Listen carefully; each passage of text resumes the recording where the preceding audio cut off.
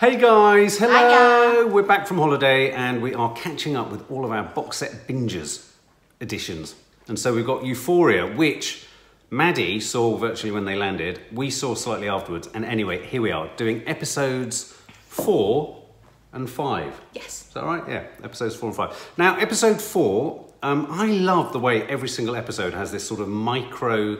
It's almost a masterclass in filmmaking, isn't it? The pre-titles of every episode where they sort of follow the character. And who did they follow in this one? They followed in episode 4. They followed Jules in this one, yeah.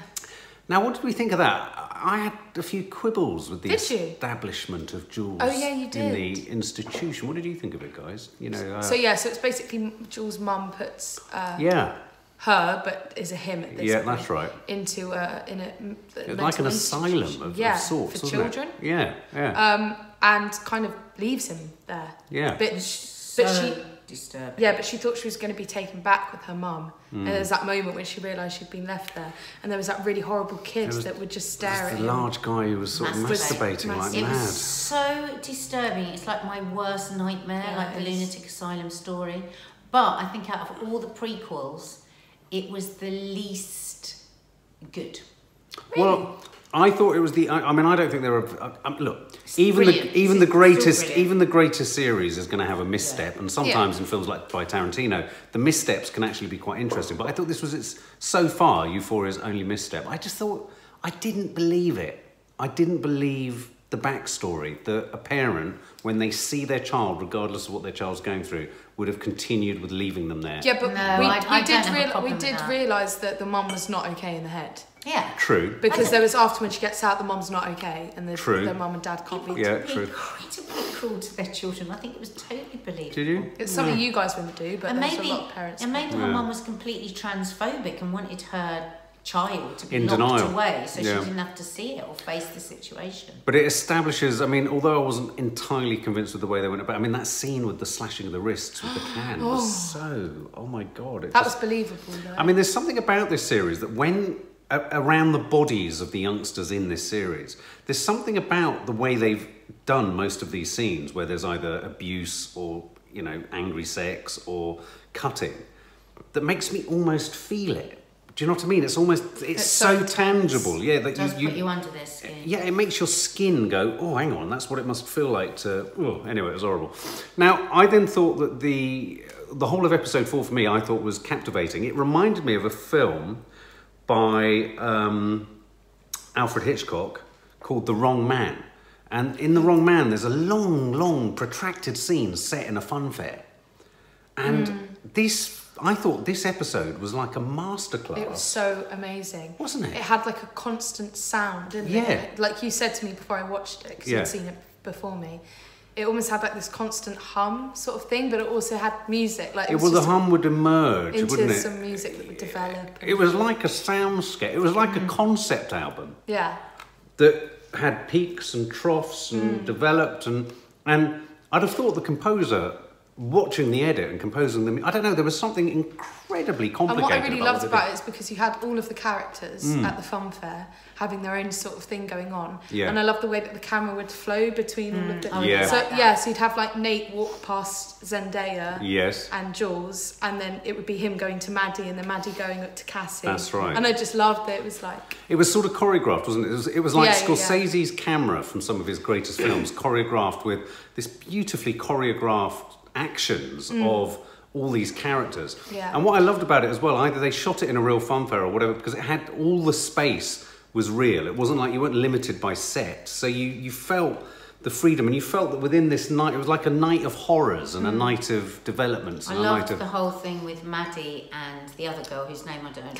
Cassie. And the drug taking. Yes. And I thought it did so brilliantly. The high and then the horror. When she masturbates, Cassie masturbates. Oh God, on the carousel. Oh my God, but I couldn't believe that. Brilliant. That was so well done. Yeah, she was amazing. She was phenomenal in that scene. That would have been so awkward to film. Oh my God, she was so good. Yeah, it was so good. Well. It was so good, but it was brilliant because I was so embarrassed for her though. I was my God. Everyone was just standing around the all the people watching. But just as a mum watching that, not as just a viewer watching that, I thought that the filmmakers did such a good job of situations that you end up in. But I think this whole series, there's something that, I mean, I'm in recovery, and one of the things that it's almost like a no, you mustn't say it, and I don't agree with it, is that actually you need to be realistic with youngsters. There is a high, and there is a low. Yeah. And the low, more often than not, outweighs the high. And I just think this series is it doesn't patronise any of the viewers. No. It doesn't patronise young adults. That's what I love about it. Yeah, exactly. That's probably the big bit that's most relatable. And it's not like they're just giving everyone bad trips and just, it's clever in the way that it does it, because because it's not like that. It's not like everybody has a bad experience or everybody has a good experience. It shows all of that. Because like Maddie she kind of deals well with it, but then she has that awful moment with Maddie is the most wonderful. She's a great character. Shallow person, isn't she? Because I keep thinking, suddenly we're going to love Maddie because there's going to be something really lovely about Maddie. We're going to see her stuff. Yeah, we find out about the mum and dad and everything, but she's just scurrilous. She's absolutely scurrilous. And when she shares with Cassie the phone. The fact of the photos that Nate's got. And you think, my God, this is just going to end badly. It was she is so rich again. The thing is, every episode has so much going on. Well, she is scurrilous, but at the same time, I feel she is genuinely in love. Yeah, but I also feel, do you not think she's genuinely in love with Nate? Yeah. I mean... Yeah, I do. I think she's pinned her life. Especially in the episode after this. Oh, well, we'll talk about that. But anyway, so, Maddie's big character development, not this Maddie, Maddie's big character development in this episode, of course, is going bang up to Nate's mum. Oh, awkward family, really. Family, and calling them a CUNT. Yeah, and then she knocks over their pot of food. That was a great moment. It's a great moment. So good. She was so... It was that bit where it was filming the family getting their photos taken. Yes. It turns to her and she's just like... But then what we've got running parallel to that is the atom bomb that is Jules and Zendaya. Yes. And the realisation that she slept with Nate's dad. Oh, that was before that, That was so good. That was so good. What did we think? What was Jules up to there walking over? What is her intention with Nate's dad? I don't think she's interested in him at all. No. She did that to prove to Zendaya that something had happened between them. Right. Zendaya didn't believe. She was like, "That's the guy I met there." Remember, she was like, "That's the guy I met at the motel." Zendaya was like, "No, it wasn't." She was like, "I'll show you." But I thought that bit was so. I was like, "Oh my God, what is going to happen?" And then when he came storming after her, who? The dad. The dad, yeah. I really liked that bit because although he's horrible, it showed a different side. You know how he's like, "Please don't tell any." It will ruin he pleads with her, doesn't he? He does plead with her. I also really loved the bit when Jules and Zendaya first met, because obviously it was after Zendaya kissing her and running away, and they were fine with each other. Do I remember, was that in slow motion, that bit? Yeah, there was something about it. She runs towards Zendaya. So, which on paper, this is where the series is so good. On paper, two of the kids in the story running towards each other in slow motion. If you read that, you go, that's a bit bloody cliched. Nothing is cliched about this show. Nothing is cliched. That's kind of why I wondered whether the whole asylum thing at the beginning was a bit. I agree. I think Nate's dad is a remarkable actor. Yeah. Isn't he? He's petrifying. He's petrifying, but at the same time, as Maddie said, he's managed to show that vulnerability. You know, because obviously somewhere in him there's something that's gone wrong. Well, the meta would be great, wouldn't it, if we got the prequels. The prequel to the prequels. Yeah. The prequels to the prequels. Yeah. I think Nate's really good as well. He is. I didn't like that actor at all in something on Netflix. No, you're right. That's right. I thought he was just a pretty face, but then he's really good in this. And there was that moment between, because obviously he got really angry at Maddie. I was going to say, there's the scene where he pins her up. I mean, this is a crucial scene, this moment. He basically chokes her because he's so angry at her for embarrassing the family, really. But he chokes her and she seems kind of unbothered by it, really. Yeah. And angry with her for being a girl. Angry with her for being a girl. He's gay, isn't he? Yeah.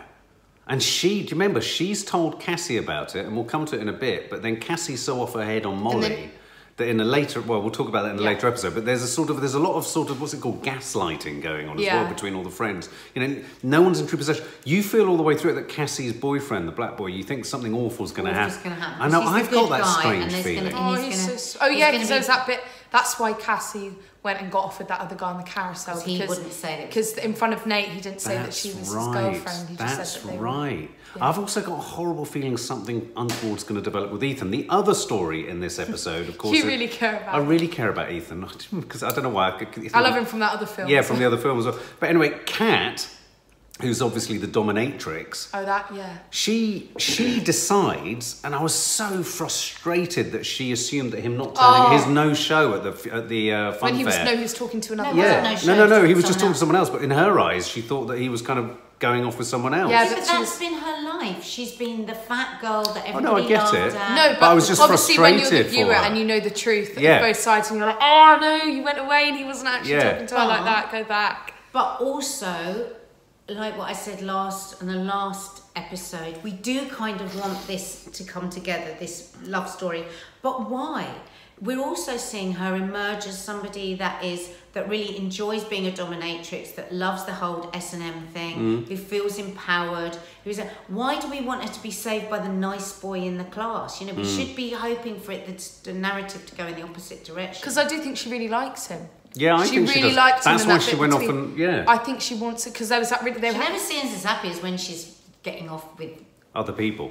No, but she's more menacing happy. She was actually genuine. There was that one moment between the two of them when she was finishing her slushie and she looked genuinely really happy. I agree. And she was really happy up until she saw him, and that's why I was annoyed, because it was like she really likes him. Yeah. You don't want to see her getting hurt when it's not even... There's not even a reason for her to be... And what are you suggesting, Nadia? That Kat, what we should get used to here is that they're just showing us a girl who's actually in possession of strength and power and an enjoyment that she's getting from this. Because what I like about what we're seeing with that, they're not going down that route of, fat girl at high school. Yeah, no, I get that. I get that. She's found her thing. Yeah. And everybody's finding her attractive and beautiful because she's confident inside. And we all know that is real beauty and attractiveness. And she's found her thing. Yeah. Okay, some of us might find that perverted and yuck, but it's not if you've got a consenting adult. You wouldn't say that if it was me. No, that's very true. No, but if that did become your thing and you loved that and you were happy and it was consenting adults, I wouldn't have a problem with it. But maybe Ethan's secretly a gimp. You never know. You never know. A couple of other narrative developments in this episode which were quite crucial towards the end. I thought it was a great scene between Zendaya and her younger sister, not liking her younger sister, though you felt, was that a bit of a leap too far for you, Nads, that she went from being... What's this? She finds her younger sister smoking spliff with the other guys. Yeah. Did you find that... I remember you saying, Nadia, that you felt she'd gone from being sort of such a crackhead to then being morally... I understood that she was frightened by seeing her sister. She's not a sister. But I think she just very quick. You cannot go from that level of addiction to being so sorted. Just the sortedness at that point was like... No, I didn't see it as sortedness, because if you're seeing your younger sister, and obviously Zendaya, her character, Rue, has already made it clear that she knows that although there's the great thing, the great side to drugs, that it's a very narrow window. So she's just genuinely compassionate. She's compassionate, and she doesn't want her sister going down the same road as her. Right. I didn't see it as I didn't see it her as suddenly being, in herself she's not at all sorted. But I thought that was very real, because she took the older sister role. Yeah, fair enough. And then of course the other development I loved that scene. I thought that was brilliant, because the younger sister as well was going to stay with them. As soon as he criticised Zendaya for overdosing, she was like... Yeah, I felt that sibling unity, which was really nice. Of course, then there's Nate's father discovers that the tape's missing, doesn't he? When he goes when he goes back, or it's been put in a different position or something, because they're so OCD in the way they order their tapes and all that. And then, of course, we have this situation where Nate and Jules now knowing that Tyler is Nate, they meet. I found this a really confusing scene. Why? Because at first... She was horrified it was him. That's the boy that cut her and was disgustingly but then she kissed him. Yeah, but then they kissed each other. I suppose what I was confused... Kiss him, he kissed her. No, but I was confused that there seemed to be a degree of attraction. Well, don't and then there was anger and he held her. She's all, like... She got with his dad. The first time we saw her in a sexual situation, she was totally brutalised by the dad. There is a mess up there with her and sex. There's a mess up with everyone and sex. And that's what's so fascinating about her, is that she's this gentle butterfly, lovely thing that is looking for love and looking for desire, but at the same time she's totally brutalised by the people she chooses. And that kiss was a masochistic kiss. But did you feel she? Yeah, I felt a certain. What? Does she see that she's got control? No, I didn't feel that. I felt she was scared in the scene. Yeah. Because she kept, every time there was a moment where she could get out of the situation, she tried. She's a remarkable... But he's a very dominant, like, he's so tall. Yes, yeah, absolutely. And petrified. She's remarkably vulnerable, isn't she? And she's she's so skinny. I know, I just want to look after her. Butterfly. Was it at the end of that episode that they had this rotating shot of them in bed together? You know, yes, that was this Zendaya and episode. Jules. It was, wasn't it? And it was this curious shot. But first you get, like... yeah, but I really, really loved that scene, and there was this beautiful shot of Jules when she's on her bike. Oh God! On the way to meet Your Nate. mum loves that shot and too. it's in between these two trees, and it's a spotlight on the back of her. It's amazing. And it's following her, and it was like this humming sound as it was. I thought it was a beautiful. It's almost shot. like an emblematic shot. This series manages to deliver emblematic. Where you I was trying to explain it. I was trying to explain it to Abby, and I was like, this series is like poetry visualised. It's like a poem that's being visualised. And on that note, we're going to end episode 4 review. No, we haven't finished. Oh, have we not? We have. No, we haven't. Go on. So we get Zendaya and the sister walking home, which I thought was a really cute scene. Yeah. You know, where they're laughing and pushing each other on the road. Yeah. And then Zendaya had to cover for. Oh, that's right. Yeah. And then there was a really lovely moment where Jules comes through Rue's window and is like, "Can I stay the night?" and everything. And I really love the moment the way Zendaya kept looking at Jules when she wasn't looking. I love that kind of stuff in films where people are looking at you in a loving way and the person has no idea and you're like, oh. Oh, I see. Yeah, because you're put in that. Yeah, I know what you mean. It's a very magical moment because you're put in such a privileged position. You often think when you see that in a film, I wish I could get those moments in real life. Yeah, where like I could see has the it person happened to looking me, at and I've never known someone looking at me like that.